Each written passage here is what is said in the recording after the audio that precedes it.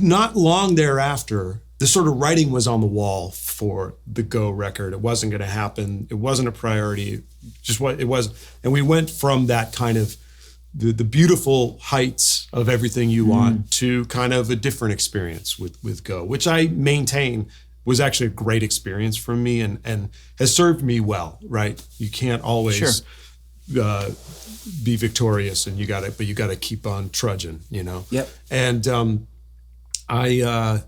but I was hurt, and I'll never forget, I got an email from you saying, hey, this is before we were friends, right? This is before we were friends. And that's actually an important point too. Yeah, because it wasn't like you were reaching out to a friend. Right. You knew what was happening. I was reaching out to a fellow artist. And you wanted to give me a virtual hug and a little pat on the back.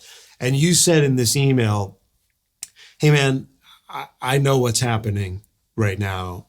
And I know kind of how you're probably feeling. But as you're sort of navigating this time, which is challenging, I need you to know that every morning here in Chicago, when it's time for me to drive my kids to school, and I ask them what record they want to I'm going to choke up, dude.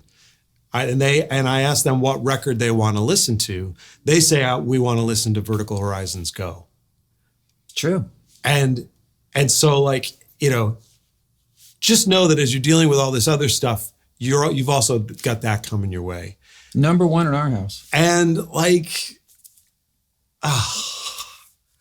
what a deeply impactful and beautiful and supportive thing to have done to a fellow songwriter, a younger friend, or someone that you knew what the path was.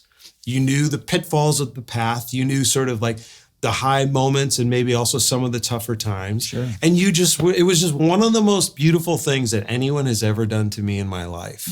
And it was one of the things that helped me sort of crest that wave or whatever, switch from thinking of that whole experience as being a negative thing to being one with some real valuable life lessons.